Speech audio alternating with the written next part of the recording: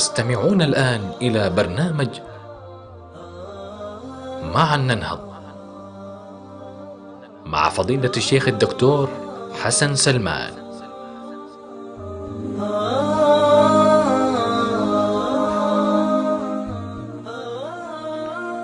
بسم الله الرحمن الرحيم. إن الحمد لله نحمده ونستعينه ونستغفره ونعوذ بالله من شرور أنفسنا ومن سيئات أعمالنا، إنه من يهده الله فلا مضل له ومن يضلل فلا هادي له، وأشهد أن لا إله إلا الله وحده لا شريك له، وأشهد أن محمدا عبده ورسوله. المشاهدون الأعزاء، السلام عليكم ورحمة الله وبركاته، ومع برنامج معا ننهض، ولا زلنا في حلقات خصائص التصور الإسلامي، وهذه هي الحلقة الخامسة. ذكرنا في الحلقات الماضية، الحلقات الأربعة، كان مجمل الحديث يدور حول الأصل الأول، وهو أصل الحق جل جلاله من حيث وجوده سبحانه وتعالى. ذلك لأن حتى قضية التوحيد وقضية الشهادة، أشهد أن لا إله إلا الله، لا يمكن الدخول عليها إلا بالإقرار أولا بوجود الله سبحانه وتعالى. وكنا نحرص على أن نتناول وجود الله سبحانه وتعالى وفق منهج الاستدلال والنظر النقلي والعقلي. تحدثنا تقريبا عن منهج الفطرة، استدلال على وجود الله سبحانه وتعالى، وتحدثنا كذلك عن المسألة دلائل العقل على وجود الله سبحانه وتعالى. وفي دلائل العقل تحدثنا عن دليل الخلق، وتحدثنا عن مسألة العناية الإلهية، وتحدثنا عن أن الله سبحانه وتعالى نلمس وجوده في الخلق عامة، واستدللنا على ذلك بالأدلة العقلية، وذكرنا خصائص الأدلة العقلية في القرآن الكريم. كل ذلك في سبيل أن نصل إلى هذا الأصل العظيم، وهو الأصل بوجود الله سبحانه وتعالى. لأن هذا الأصل ليس أمرا نظريا فقط ولكنه أمرا يتعلق بتصورات الإنسان، ويتعلق بسلوك الإنسان، ويتعلق بمسيرة الإنسان، ويتعلق كذلك بمصيره الأخروي، ويتعلق بعلاقات الإنسان في المحيط الذي هو فيه. ولذلك القرآن الكريم ركز بشكل كبير على هذا الأصل العظيم. لا نكاد نجد سورة من سور القرآن الكريم إلا وهي تتحدث عن الإله، إما الإقرار بوجوده أو وصفا له، أو الحديث عن أسمائه، أو الحديث عن ربوبيته، أو عن ألوهيته، إلى غير ذلك. وستكون إن شاء الله حلقة اليوم ندخل بعد الإقرار بوجود الله سبحانه وتعالى، ندخل إلى مسألة التي تعرف عند علماء التوحيد والعقيدة وعلماء الكلام مسألة التوحيد. مسألة التوحيد أي توحيد الله سبحانه وتعالى. ومسألة التوحيد تكاد تكون هي القضية المركزية في الرسالات. قضية التوحيد هي القضية المركزية في كل الرسالات، لما يترتب عليها كما ذكرت من مخاطر كبيرة جدا، وخاصة ونحن نريد أن نؤسس لمفهوم النهضة وفق المنظور الإسلامي. لا بد أن يتحقق هذا الأمر بشكل أساسي، قضية أنك تنطلق من مركزية الله في تصورك.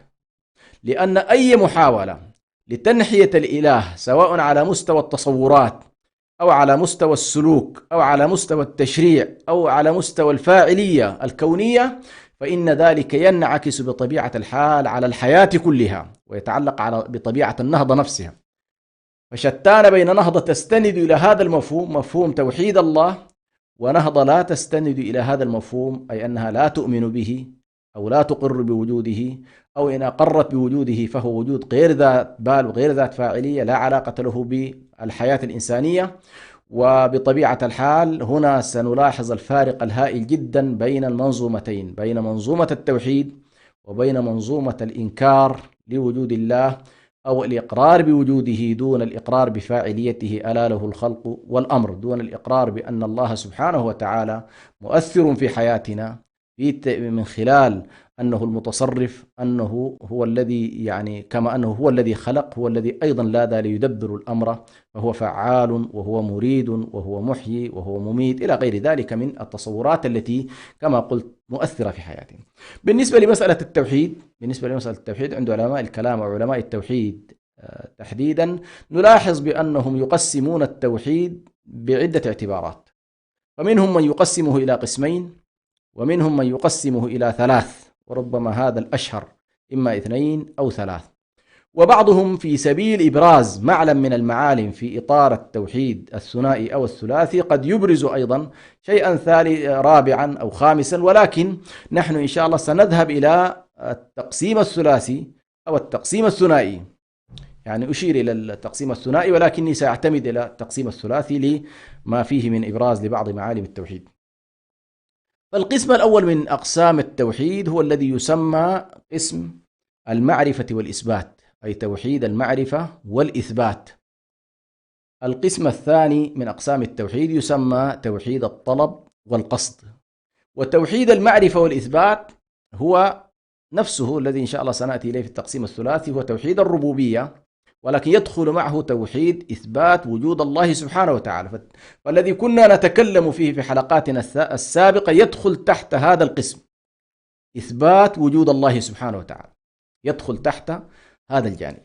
توحيد الطلب والقصد هذا له علاقة بشيء آخر، لا علاقة له بأفعال الله سبحانه وتعالى ولا بوجوده ولكن له جانب آخر إن شاء الله سنأتي إليه في التقسيم الثلاثي. لكن عموما من يدرس كتب التوحيد سيلاحظ بأن إما أن يقسم التوحيد إلى قسمين: توحيد المعرفة والإثبات، أي المعرفة بالله، الإقرار بوجوده، العلم به سبحانه وتعالى، العلم بأسمائه، العلم بصفاته إلى غير ذلك، فهذا يتعلق بتوحيد المعرفة والإثبات.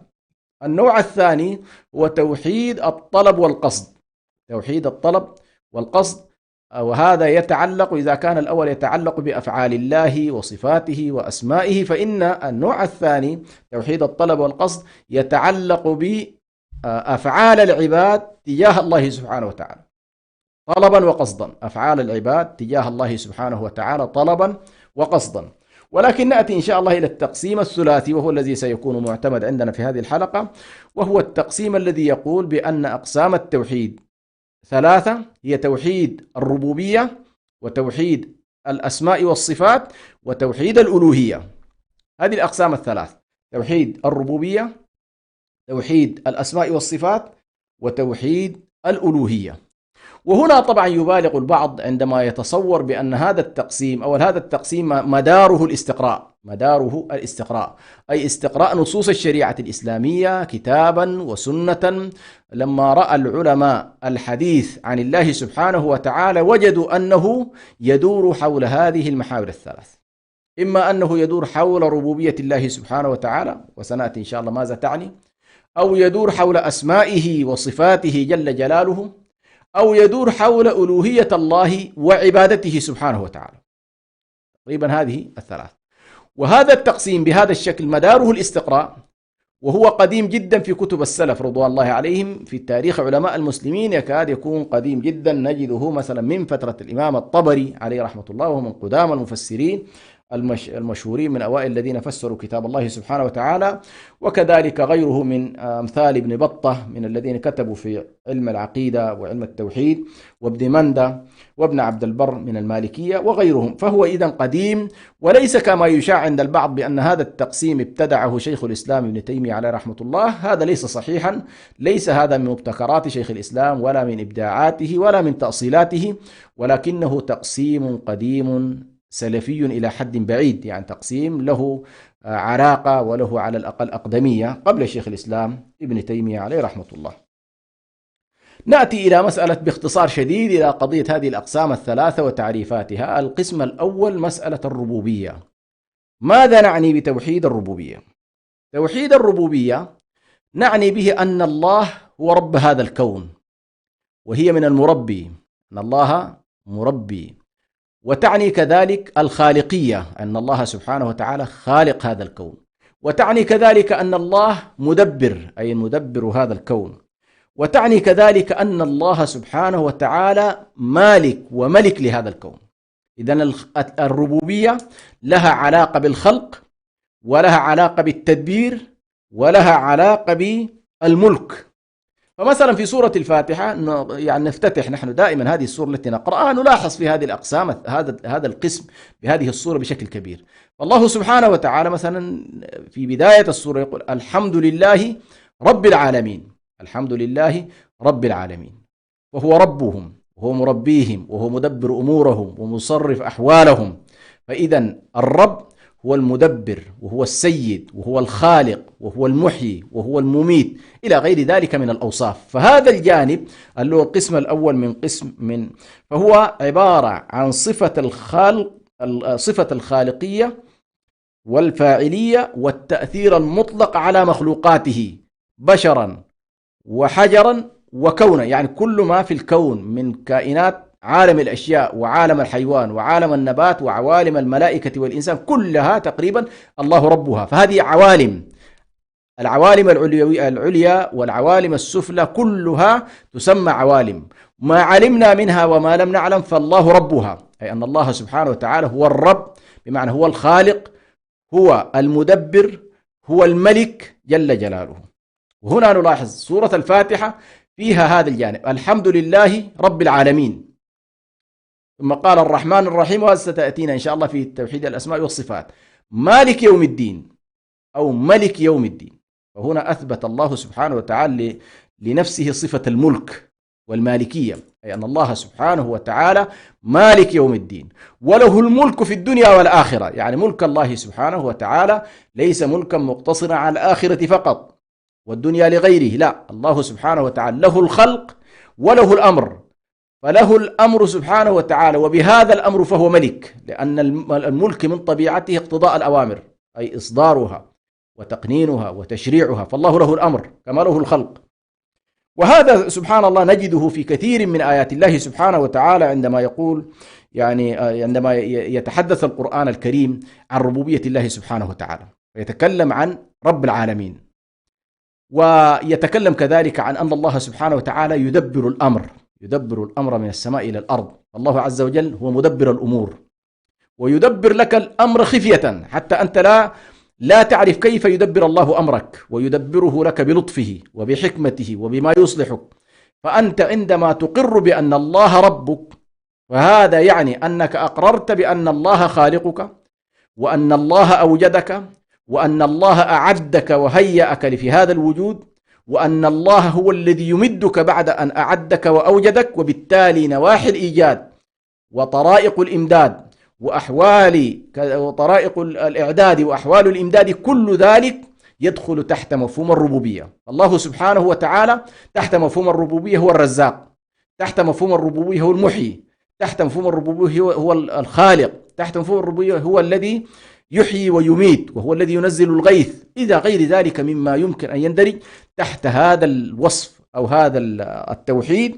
فهو عبارة عن إقرار العباد لله سبحانه وتعالى بوجوده وخالقيته وربوبيته وتدبيره وتصريفه لأمرهم، وله القضاء وله القدر، وأقدار الله وقضاؤه جارية على العباد، علموا بذلك أو لم يعلموا. هذا تقريبا التوحيد الذي نتكلم عنه فيما يتعلق بتوحيد الربوبية.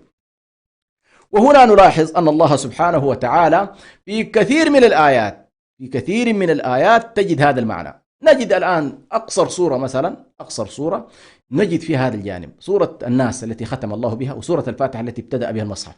سورة الفاتحة الحمد لله رب العالمين الرحمن الرحيم ملك يوم الدين.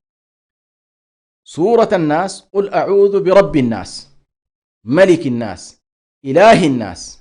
لاحظ كيف أن الله سبحانه وتعالى جمع أقسام التوحيد الذي نريد أن نتناوله في هذه الحلقة، ربوبية الله وأسمائه وصفاته وألوهية الله، كلها في هذه السورة صغيرة جدا تستعيذ بالله بربوبيته وبألوهيته وبملكه، تستعيذ به سبحانه وتعالى.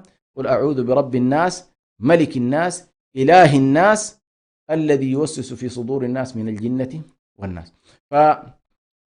يعني نلاحظ أن الله سبحانه وتعالى في هذه الصورة القصيرة لكنه جمع قل أعوذ برب الناس ملك الناس إله الناس من شر الوسواس الخناس الذي يوسوس في صدور الناس من الجنة والناس. فهنا نلاحظ أنك تستعيذ بالله من شرور الخلق كلهم، شرور عالم الإنس وشرور عالم الجن.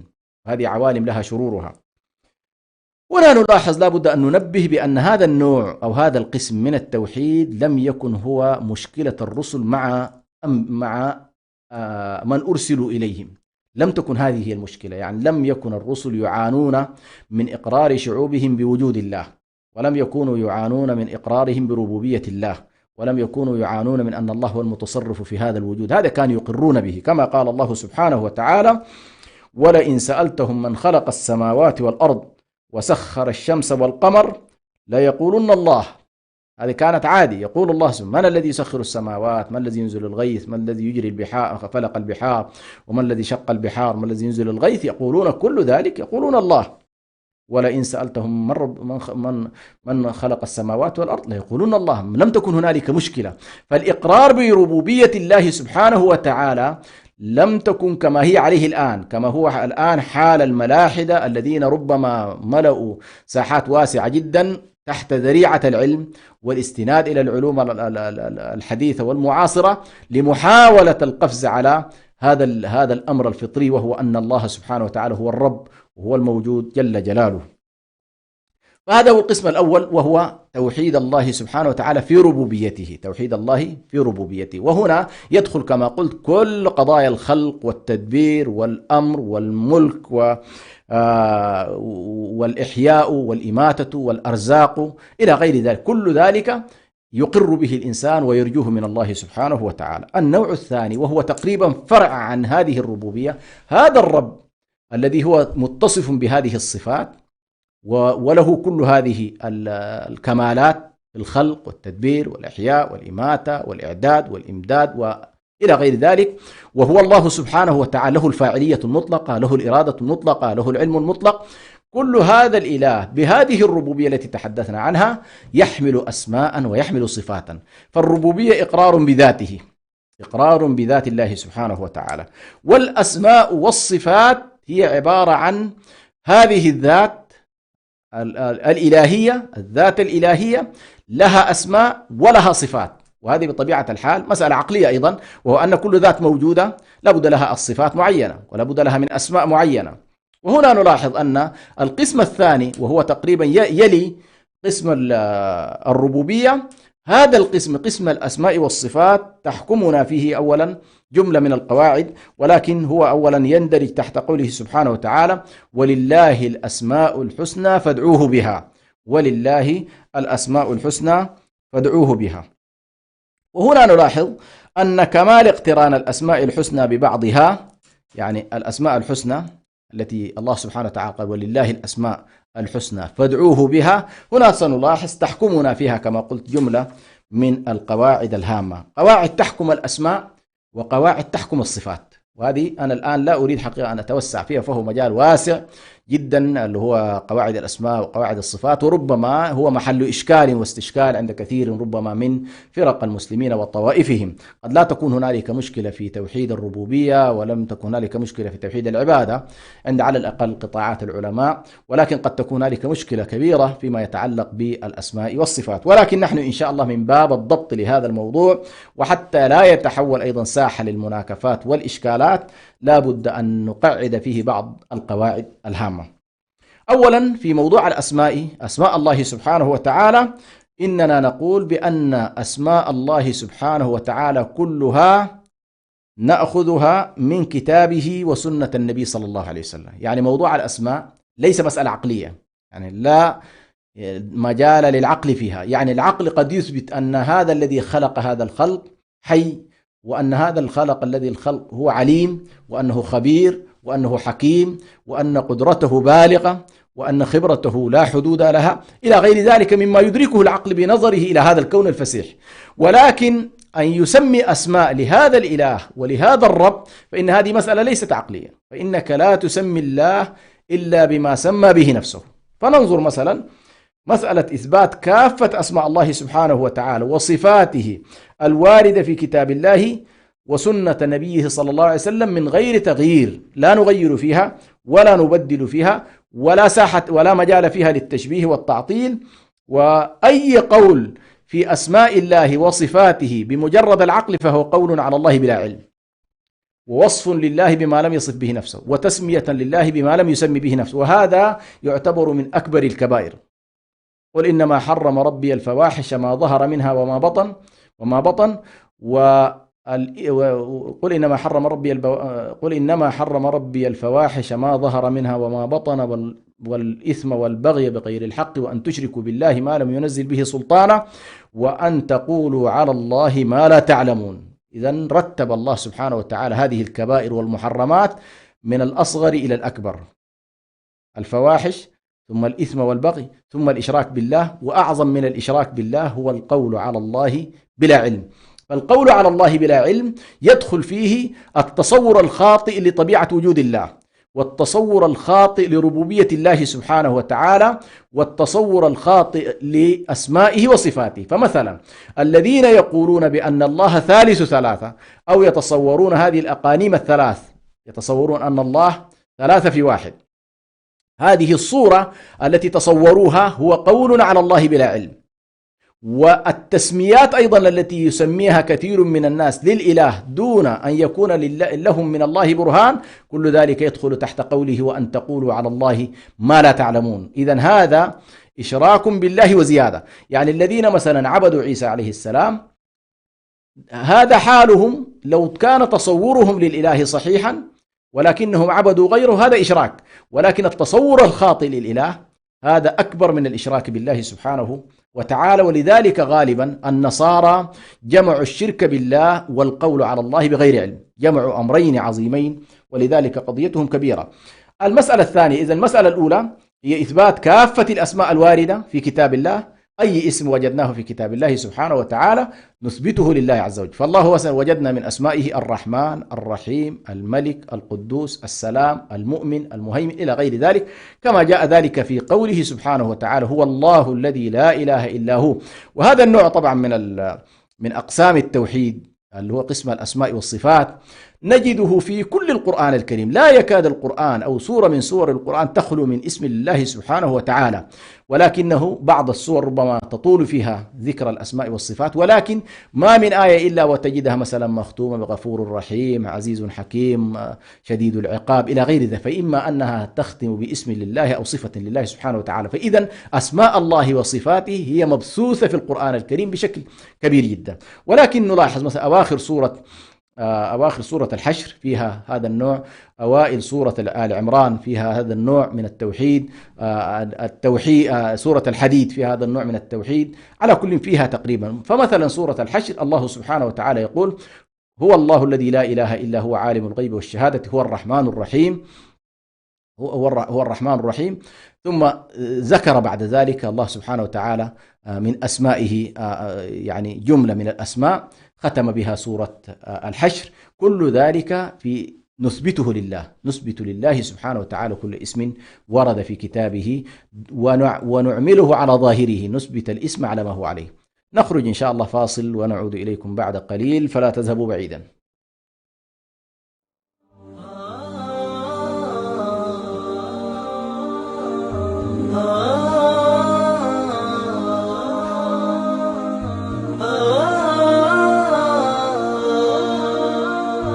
يكن الإعلام وليد عصر من العصور أو حضارة من الحضارات، فلا يوجد زمن من الأزمنة قديما أو حديثا إلا واحتل الإعلام مكانة فيه.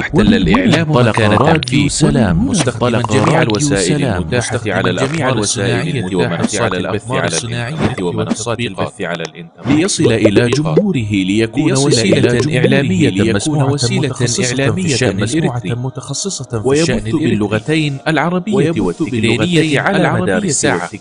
راديو سلام يخاطب المجتمع الإريتري كافة بجميع مكوناته، ويتفاعل مع قضاياه لترسيخ الانتماء وتجديد الوعي وتحقيق السلام والريادة، ويبث على الأقمار الصناعية والمنصات الإلكترونية كافة. وكانت أهدافه تعزيز قيم السلام والإخاء والتصالح والعيش المشترك، نشر قيم الإسلام وأخلاقه، وتعزيز الأعراف والأخلاق الفاضلة، ترسيخ مكانة المرأة وتفعيل دور مكانة المجتمع والعناية بقضايا المرأة والطفل والشباب وكبار السن، المساهمة في التنمية ومواجهة الفقر والجهل وتوطين اللغة العربية. اكتمل بث راديو سلام على المنصات التالية: على القمر الصناعي نايلسات على القمر الصناعي 10687، وعلى متجر الأندرويد والأبل، وعلى الموقع الإلكتروني سلام ميديا 61 سلام ميديا، وعلى جميع وسائل التواصل الاجتماعي راديو سلام. سلام ووئام،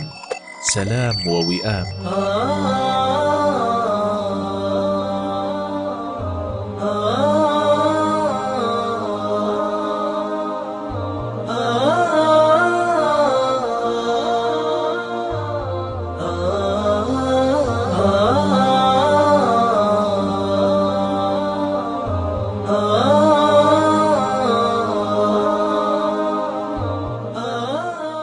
تستمعون الآن إلى برنامج معا ننهض مع فضيلة الشيخ الدكتور حسن سلمان.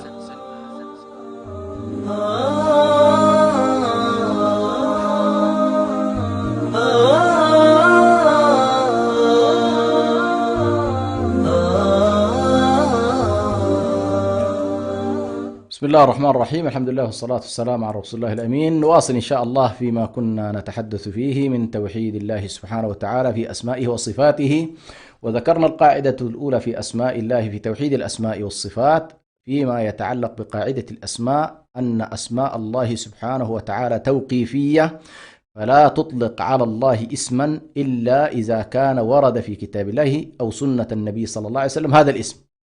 فورد اسم الله الرحمن الرحيم الملك الجبار المتكبر المهيمن السلام المؤمن، وردت جملة من الأسماء في كتاب الله سبحانه وتعالى كما ذكرنا، وهو الأول والآخر والظاهر والباطن، هذه كلها من أسماء الله سبحانه وتعالى. فالقاعدة الأولى أنها توقيفية، بمعنى لما نقول توقيفية بمعنى لا تقول اسم تطلقه على الله إلا إذا كان ثابتا في كتاب الله وسنة النبي صلى الله عليه وسلم.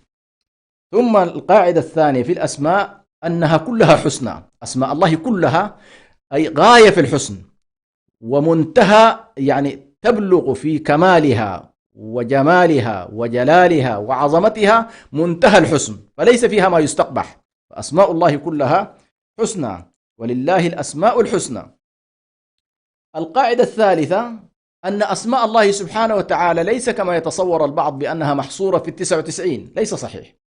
يعني لما قال النبي صلى الله عليه وسلم إن لله 99 اسما من أحصاها دخل الجنة، لا يعني أن ليس له غير هذه الأسماء 99، لا، يعني هو نبهك إلى 99 اسم إن استطعت أن تحصيها وتتعبد الله بها وتمجد الله بها وتعيشها في حياتك فإنك إن شاء الله تكون من الذين أفلحوا. ولكن لا يعني ذلك أن ليس له غير هذه، بمعنى كما جاء ذلك عن النبي صلى الله عليه وسلم في دعائه عليه الصلاة والسلام: اللهم أسألك بكل اسم هو لك سميت به نفسك أو أنزلته في كتابك أو علمته أحدا من خلقك أو استأثرت به في علم الغيب عندك. هذه كلها يعني هنالك أسماء ادخرها الله لنفسه لم يبلغ لها أحد، هنالك أسماء علمها بعض خلقه كملائكته وغيره، هنالك أسماء أنزلها في كتابه، فالتي نتعبد الله بها ونسميه بها هي التي أنزلها في كتابه وأعلمها رسوله.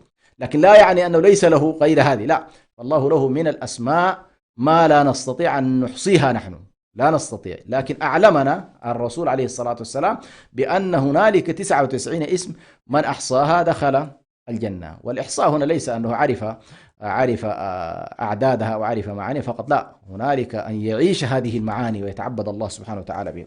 القاعدة الرابعة أن أسماء الله تعالى لا تثبت بالعقل كما ذكرنا، وإنما تثبت بالشرع، وهذه يمكن ذكرتها في القاعدة. خامسا كل اسم من أسماء الله، مثلا الله الرحمن الرحيم الملك، فيها 3 أشياء. النقطة الأولى فيها دلالة على الذات، عندما أقول الرحمن فإني أطلقها على ذات الله، فهي فيها إثبات للذات. النقطة الثانية فيها إثبات لصفة، مثلا لما أقول الرحيم فهو اسم له، اسم على الذات، ويحمل صفة الرحمة أي أن الله سبحانه وتعالى رحيم، وأن تعيش هذه الصفة تلمسها في آثارها، يعني لا تسميه بها فقط أو تصفه بها وتعتبر أن هذه صفة لله فاسمه الرحيم ومن صفته الرحمة، ولكن أيضا تثبت شيئا ثالثا، وهو أن لهذا الاسم آثار في حياتنا، وهذا ما يسمى بالإظهار. فالكون كله الذي نراه عبارة عن تداخل أسماء الله سبحانه وتعالى وصفاته. فاسم العلم مع اسم القدرة مع اسم الحياة مع اسم يولد مثلا هذا الكون لا يمكن أن يكون إلا من عليم ومن قادر، فالعاجز والجاهل لا يمكن أن يوجد هذا الكون الفسيح. فنجد أن أسماء الله نثبتها كأسماء للذات ونصفه بها سبحانه وتعالى، ونثبت آثارها بعد ذلك. فمثلا اسم التواب، نلاحظ أن اسم التواب اسم على الله، اسم لله سبحانه وتعالى، ونثبت له صفة أنه تواب، ونثبت أن هذه الصفة عاملة في خلقه، فهو يتوب على من شاء من عباده، والرحيم يرحم من شاء من عباده، وهكذا. ففيها 3 مستويات: تثبت الاسم على الذات، تطلقها على الذات، ثم تثبت الصفة لله سبحانه وتعالى، ثم تعيش هذه الآثار في حياتك. وهنا نأتي إلى قضية الإحصاء، وهو أن الإنسان يدرك هذه الأسماء ويطلقها على الله ويصفه بها سبحانه وتعالى، ثم يذهب بعد ذلك إلى أن يعيش ويتلمس هذه الأسماء في سائر الحياة وفي سائر هذا الوجود الفسيح. وهنا نلاحظ أن أسماء الله سبحانه وتعالى أقل من صفاته الأسماء، لأن كل اسم يؤخذ منه صفة، ولكن ليس كل صفة يؤخذ منها اسم. هذه أيضا من القواعد المهمة جدا في الأسماء والصفات. وهنالك صفات لله سبحانه وتعالى لكن لا يسمى بها. فمثلا من الصفات التي هي لله وتأتي يعني على سبيل المقابلة، مسألة الكيد والمكر والخداع. هذه صفات يعني يأتي مدحها في بعض الأمور ويأتي ذمها في بعض الأمور، وهنا لا يوصف الله بها بإطلاق ولا يسمى بها، فلا يطلق على الله، فلا يسمى الله بالكائد، ولا يسمى الله بالماكر، ولا يسمى الله بالخادع والمخادع، لا. لكن جاءت هذه الصفات في معرض المدح لله، بمعنى إذا كان هنالك من يمكرون، وإذا هنالك من يخدعون، وإذا كان هنالك من يكيدون كيدا ويمكرون مكرا ويخادعون الله والذين آمنوا، وهكذا يتصورون، فإن المقابلة في هذه الأفعال هنا مصدر القوة، فهنا صفة كمال. فالشخص الذي يمكر به ولا يستطيع أن يفعل شيء، ويكيد الناس له ولا يستطيع أن يرد كيدهم، ويخادعونه وهو مسكين درويش عايش بلا أي رد فعل، هذا مذموم، ليس محمودا. فانظر إلى هذه الصفات، وصف بها الله في لحظات كمال وليس في حالة ضعف، لا، ولا يؤخذ منها اسم، فإذا الصفات أوسع من الأسماء. نأتي إلى قاعدة الصفات. هذه قواعد الأسماء باختصار شديد، حاولت أن أجعلها في هذه الخمس. بالنسبة لصفات الله، وهنا تأتي الإشكالية، يعني لا تأتي ربما كثير من طوائف المسلمين لا الخلاف بينهم ليس في أسماء الله. حتى الجهمية الذين مثلا ذهبوا إلى تعطيل كل صفات الله سبحانه وتعالى حاولوا أن يثبتوا الأسماء، فمثلا يقولون سميع بلا سمع، بصير بلا بصر، وهكذا. لكن ستأتي الإشكالية في قضية الصفات، صفات الله سبحانه وتعالى، وتأتي إشكالية الناس في موضوع الصفات، لأنهم تصوروا إذا أثبتوا لله بعض الصفات فإنهم استشكلوا أن تجر هذه الصفات إلى المماثلة وإلى التشبيه، يعني كأنما إذا أثبتنا لله صفات معينة فشبهناه بخلقه، وهم يهربون من إيه؟ يهربون من التشبيه. هذا المقصد طيب، يعني المقصد أنهم لا يريدون أن يشبهوا الله بأحد من خلقه، ولا يريدون أن يجعلوا الله مماثلا لخلقه، لا، هم يريدون الله سبحانه وتعالى لا شبيه له ولا نظير له ولا مثيل له. هذا قيمة التوحيد بلا شك، ولكن إشكاليته أنه ينفي عن الله صفات أثبتها لنفسه. وهنا طبعا شيخ الإسلام تيمية عليه رحمة الله وضع قاعدة مهمة جدا، أو قاعدتين مهمتين في قضايا الأسماء والصفات، وهو قوله: القول في الصفات كالقول في الذات. القول في الصفات كالقول في الذات.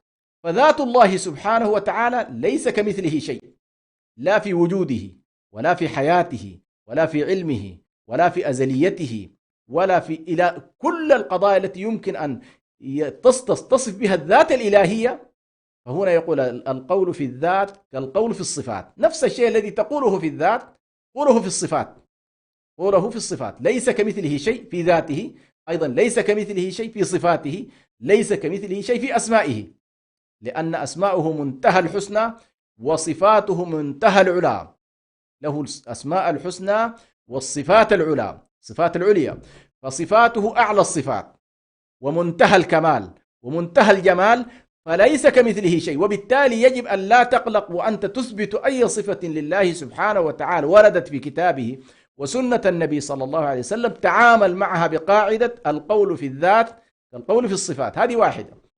الأمر الثاني أيضا، القاعدة الثانية، القول في بعض الصفات كالقول في البعض الآخر.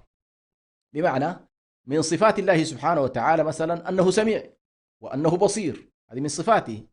الله سبحانه وتعالى من أسمائه وصفاته أنه يسمع وأنه يبصر، أسمع وأرى. ولكن هنا بعض الطوائف التي تؤول صفات أخرى يقول لك والله يا أخي ليس كمثله شيء، هذه الصفة من الصفات الثابتة لله سبحانه وتعالى لا تنفك عنه، مثل صفة الكلام، صفة الحياة، صفة كذا، هذه الصفات ثابتة لله لا تنفك عنه. أيضا بقية الصفات أجريها على نفس القاعدة، أجريها على نفس قاعدة ليس كمثله شيء، في كلامه ليس كمثله شيء، في سمعه ليس كمثله شيء، في بصره ليس كمثله شيء.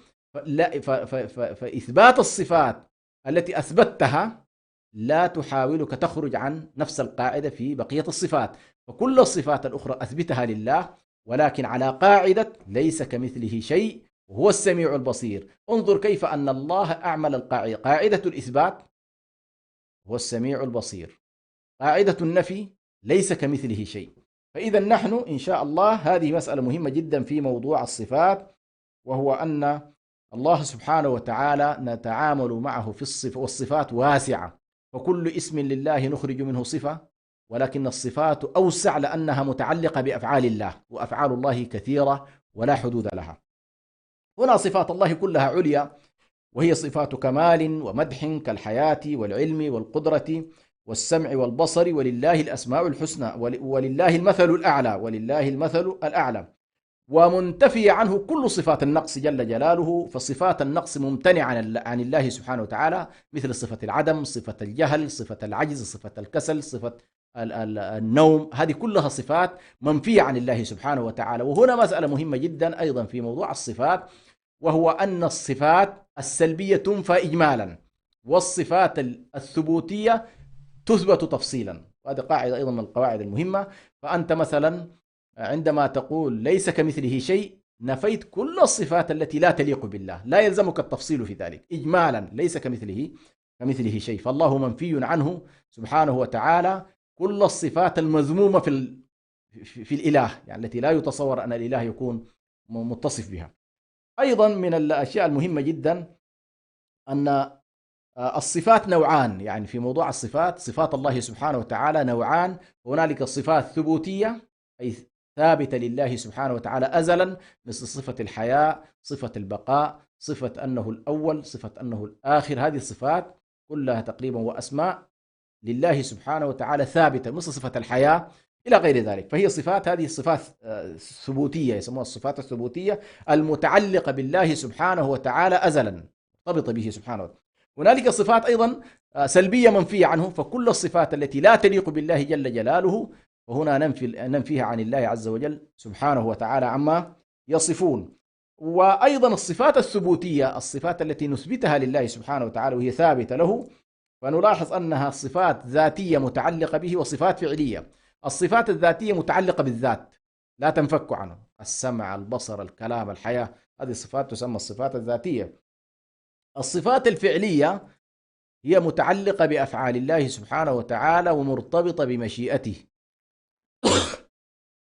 الحمد لله، مرتبطة بمشيئة الله سبحانه وتعالى. فمثلا نثبت الله سبحانه وتعالى أنه مثلا على العرش استوى، وأنه جل جلاله يجيء، وأنه سبحانه وتعالى وصف نفسه بجملة من الصفات التي فيها الأفعال، مثل صفة النزول إلى غير ذلك من الصفات التي أثبتها الله سبحانه وتعالى، وهي متعلقة بأفعاله لا بذاته، يعني ليست يعني هذه الصفات ليست متعلقة بذاته سبحانه، ولكنها متعلقة بأفعاله جل جلاله، هذه مرتبطة بمشيئته وحكمته وإرادته، متعلقة بذلك.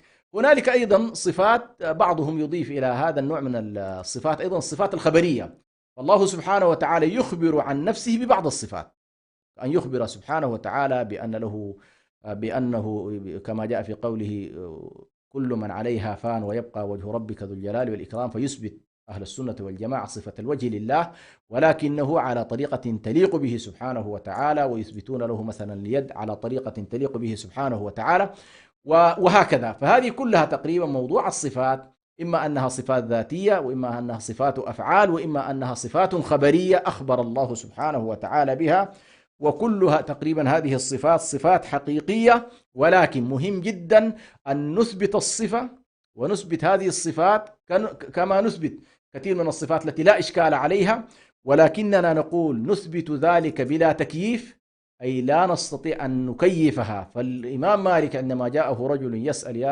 يسأل الإمام مالك كيف استوى الله، الله عز وجل يقول استوى على عرشه، الرحمن على العرش استوى، فقال للإمام مالك كيف استوى؟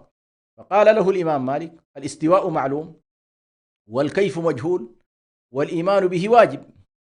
يعني كلمة استوى في اللغة العربية ودلالاتها واضحة، كلمة استوى دلالة، فلا تؤولها أو تحرفها أو تعطلها، وهذه طبعا مصطلحات يستخدمها عموما ما يتكلمون عن الأسماء والصفات. فالتكييف منتفع عن الله، كل صفة تثبتها لله يجب أن تبعد في ذهنك التكييف لها. فعندما يقول الله سبحانه وتعالى بأنه متكلم، يجب أن لا تتصور صورة معينة لي، أو لا يذهب ذهنك وتصورك إلى صورة معينة للكلام، كلام الله سبحانه وتعالى، مع أن الكلام معلوم، أن الكلام كلغة معروف ما هو الكلام، ولكن ليس كلام الله سبحانه وتعالى ككلامنا نحن، ولا ككلام بقية الخلق لهم منطق ولهم كلام، لكن هذا الأمر متعلق بالله سبحانه وتعالى، فلا نكيفه، الكيفية عندنا مجهولة، ولكن نثبت هذا الأمر باعتباره صفة من صفات الله سبحانه وتعالى، كما نثبت صفة السمع، صفة الحياة، صفة البقاء كما ذكرت. فلا تكييف ولا تمثيل، أيضا لا نقول بأن كلامه مثل كلام خلقه، أو كلامه مثل كلامنا، أو سمعه مثل سمعنا، أو بصره مثل بصر، لا، كل هذا لا يمكن أن يكون، لأنه لا علاقة في هذا الجانب. هنالك فارق هائل بين قانون العبودية وقانون الربوبية، الرب رب والعبد عبد، وخصائص هذا تختلف عن خصائص ذاك. ولا تمثيل، إذا لا تكييف ولا تمثيل ولا تشبيه، لا تستطيع أن تشبه الله بأي شيء من خلقه. ولذلك صدق من قال كل ما خطر على بالك فالله خلاف ذلك، يعني كل ما يخطر ببالك من تصورات وتكييف وتشبيه وتمثيل فالله على خلاف ذلك. وهذه مسألة مهمة جدا. أيضا ولا تعطيل، والتعطيل هنا المقصود به طبعا بعض الناس ذهبوا هروبا من التشبيه وهروبا من التمثيل، وقعوا في التعطيل. فالله عز وجل مثلا يقول والله أثبت أنه سميع، أنه بصير، وهم عطلوا هذه الأسماء أو عطلوا الصفات. وهذه عتاة الجهمية طبعا عطلوا الأسماء والصفات كلها، وجعلوه ذاتا بلا اسم وبلا وصف، جعلوه ذاتا هكذا أشبه بالعدم. في نهاية المطاف يصل بهم نفي الأسماء ونفي الصفات، يذهب بهم إلى نفي الذات نفسها، أنهم يعني يجعلونها ذاتا عدمية. ولكن بالنسبة لأهل السنة والجماعة فالذات عندهم ذات فاعلة وذات مريدة وذات عالمة وذات حية، ولها الأسماء الحسنى ولها الصفات العلى. فائدة هذا الموضوع هو أنك كلما تعرفت على الله سبحانه وتعالى بأسمائه الحسنى وتعرفت على الله بصفاته العلى كنت أعرف الناس به وأخشى الناس له سبحانه وتعالى، ولأنك دخلت في دوائر العلم، والذي يكون عالما بالله وعارف به وأخشى الناس له، إنما يخشى الله من عباده العلماء. فكل من عرف الله سبحانه وتعالى، ولذلك كان توحيد الله سبحانه وتعالى من أفضل أنواع العلوم وأشرفها. لماذا؟ لأنها متعلقة بالله، هذا العلم متعلق بالله، وشرف كل علم بشرف المعلوم، فننال مثلا علم الطب شرفه لتعلقه بحياة الإنسان، ويتعلق شرف علم التوحيد لتعلقه بالإله جل جلاله، ولا شيء يعلو على ذلك. وبالتالي علم التوحيد يعتبر من أفضل أنواع العلوم، وخاصة التعرف على الله سبحانه وتعالى بأسمائه وصفاته، فإن ذلك من أعظم ما يتقرب به إلى الله سبحانه وتعالى. وهنا نلاحظ بأن مسألة الأسماء والصفات الله سبحانه وتعالى يتجلى لخلقه هذه الأسماء التي تحدثنا عنها: اسم السميع، اسم البصير، اسم المحيي، اسم المميت. هذه الأسماء التي ذكرناها ستلاحظ أن الوجود كله هو عبارة عن إظهار كوني وتجلي لأسماء الله وصفاته. فالله عز وجل أخفى عنا وحجب عنا ذاته، ولكن أظهر في الوجود كله أظهر أسماءه وأظهر صفاته. فكل ما تراه في الوجود هو عبارة عن إظهار لأسماء الله، إظهار لخلقه، إظهار لملكه. يعني فإذا سمى الله سبحانه وتعالى الرحمن فستلاحظ آثار الرحمة في هذا الوجود. وهنالك ختاما أقول بأن هنالك 3 أسماء تكاد تتجلى فيها أو تندرج تحتها كل الأسماء والصفات. الاسم الأول اسم الرب، والاسم الثاني اسم الإله، والاسم الثالث اسم الملك. فنلاحظ أن اسم الرب فيه كل صفات الجلال وصفات الإكرام، يعني قضايا الخلق والتدبير والأسماء المتعلقة بهذا الجانب تندرج تحت القسم الأول، قسم الربوبية، وقسم اسم الله الرب. أسماء الملك والجبار والمتكبر والآمر والناهي هذه كلها المتعلقة بقضايا الملك تندرج تحت اسم الملك. الإله أي اسم الله، عندنا اسم الرب، واسم الرب سنلاحظ أنه يدور تحت قضايا الخلق والإيجاد، ولكن اسم الربوبية كما قال بعض العلماء هو الرحمن، واسم الألوهية هو الله. ولذلك الله سبحانه وتعالى يقول: قل ادعوا الله أو ادعوا الرحمن أيما تدعوا فله الأسماء الحسنى. كل الأسماء الحسنى تندرج تحت اسم الرب الذي فيه تبارك اسم ربك ذو الجلال والإكرام. نكتفي إن شاء الله بهذا القدر، ونسأل الله سبحانه وتعالى أن يرينا وإياكم الحق حقا ويرزقنا اتباعه، ويرينا وإياكم الباطل باطلا ويرزقنا اجتنابه، إنه ولي ذلك والقادر عليه. والسلام عليكم ورحمة الله وبركاته.